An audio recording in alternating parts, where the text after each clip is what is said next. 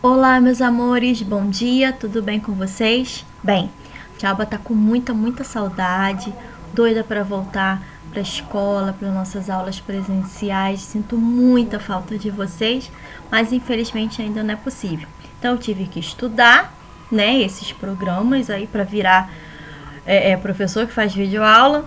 Não tenho muita intimidade com a internet e com esses programas, mas a Tchauba tentou, até para que a gente possa ter mais contato e eu consiga, né, exercer o que eu gosto de fazer, que é passar aprendizado, conhecimento para vocês, porque eu estou sentindo muita falta. Eu espero que vocês gostem, tá bom?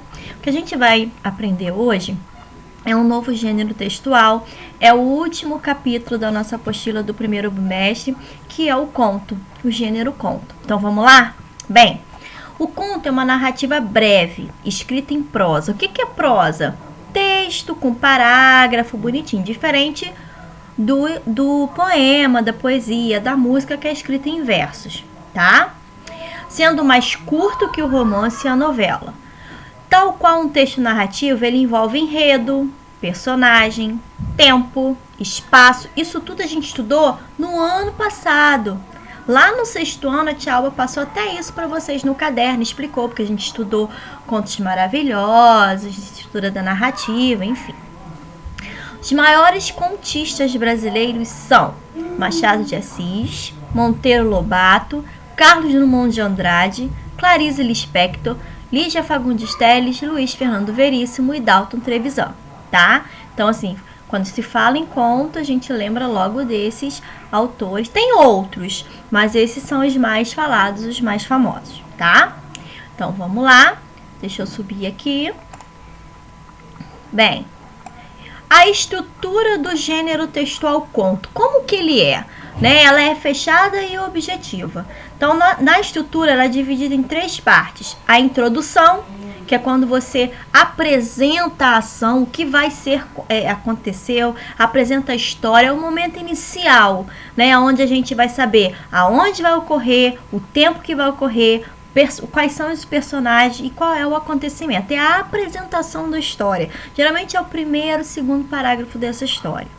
Depois vem o desenvolvimento, né, que é formado por uma grande parte de diálogos entre as personagens e que vai se desenrolando e vai desenvolvendo a ação daquela história, daquela narrativa.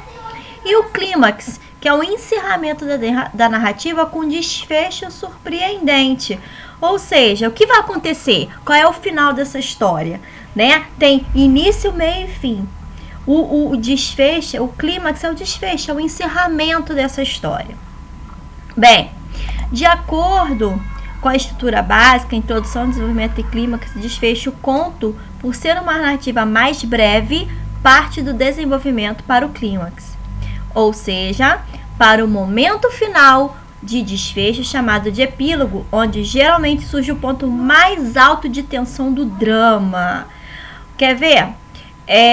A história do... Vamos pegar um conto maravilhoso. A história do Chapeuzinho Vermelho. Aonde o momento clímax da história? É quando ele prende a vovozinha no guarda-roupa, né, dentro do armário, e o caçador chega.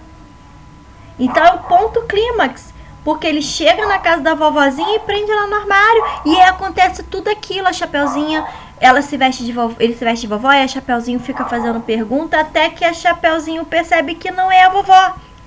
E aí ele tenta pegar a Chapeuzinho de qualquer maneira, e nisso chega o caçador e atira e ele foge. Né? E que dá o desfecho, a vovó saindo do armário e acaba todo mundo feliz, enfim. Então, quais são os elementos do conto? O espaço, que é onde acontece a narrativa, né? Onde acontece a história. Pode ser numa rua, numa casa, num parque, num bosque, numa floresta, tá? Por serem breves, o espaço sempre vai ser um espaço reduzido, vai ser sempre no mesmo espaço, não vai mudar de lugar. O conto é num bosque, vai ser no bosque até o final. Se é numa floresta, vai ser na floresta até o final. Se é dentro de uma casa, vai ser na casa até o final, tá? O tempo designa o tempo em que se passa a narrativa, sendo classificado em tempo cronológico, que é o exterior, que a gente sabe, e o tempo psicológico, que é como fosse flashes, pensamentos do personagem. Ele volta no tempo, é o que ele acha, é o que ele pensa, tá? E o foco narrativo, que pode ser, deixa eu subir, pode ser em terceira pessoa, que é quando eu tenho um narrador observador, ele conhece a ação, ele sabe toda a história, mas ele não participa dessa história, tá? Então eu chamo ele de narrador observador. O narrador personagem, a história vai estar sempre em primeira pessoa, porque ele participa também, ele conta a história, mas ele também é personagem dessa história, tá? E o narrador onisciente, ele conhece toda a história, todos os envolvidos na história, sabe até o psicológico desses personagens. E aí a gente chama de narrador onisciente. Então, geralmente os contos são narrados em terceira pessoa, embora há muitos contos narrados em primeira. Nesse caso, surge o narrador personagem. Tá? Isso aí, Tchalba já falou para vocês. O conto, ele possui poucos personagens, por ser uma narrativa curta, tá? Ele não tem muitos personagens, ele possui pouquíssimos personagens, tá? Agora a gente vai pro diálogo. Elemento essencial dos contos. Os diálogos caracterizam a base expressiva desse tipo de texto. Até porque os personagens, eles conversam entre eles, né?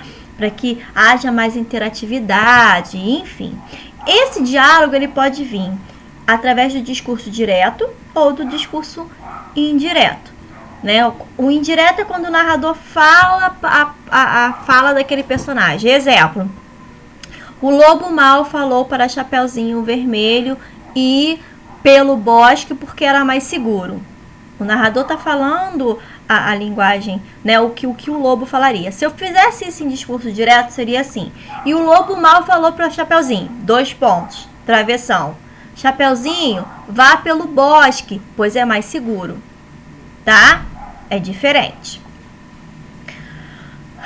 Bem, corresponde ao clímax da narrativa determinado pelo desfecho surpreendente, imprevisível e enigmático da ação.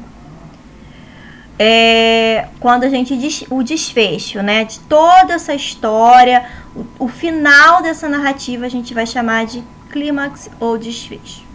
Bem, e nós temos aí o gênero conto, ele tem vários tipos. Ele pode ser classificado, subclassificado de várias formas. Temos contos realistas, contos populares, contos fantásticos, contos eróticos, contos de terror, contos de humor, contos infantis, contos psicológicos, contos de fadas ou maravilhosos. Tá bom, meu amor? Olha, espero que eu tenha podido ajudar, né? Que vocês tenham aprendido um pouquinho mais sobre outro gênero textual. Espero que vocês participem, né, das aulas comigo, com a tia Alba, façam as tarefas, espero que vocês estejam bem. Eu sei que não está sendo fácil, não está sendo fácil para ninguém, mas a gente junto vai sair dessa, vai passar por essa, tá bom? Participem da plataforma, lá no Google Classroom, tá? Façam as tarefas. Vão lá, acessem, vocês têm como acessar, graças a Deus, né, para dar continuidade de uma forma remota, tá? De casa, porque hoje se faz necessário isso, né, para que vocês não percam nenhum conteúdo, não fiquem atrasados e para que a gente também possa, né, matar um pouquinho de saudade, tá bom? Então espero vocês na plataforma amanhã, no horário da aula de vocês, tá? Beijo, fiquem com Deus.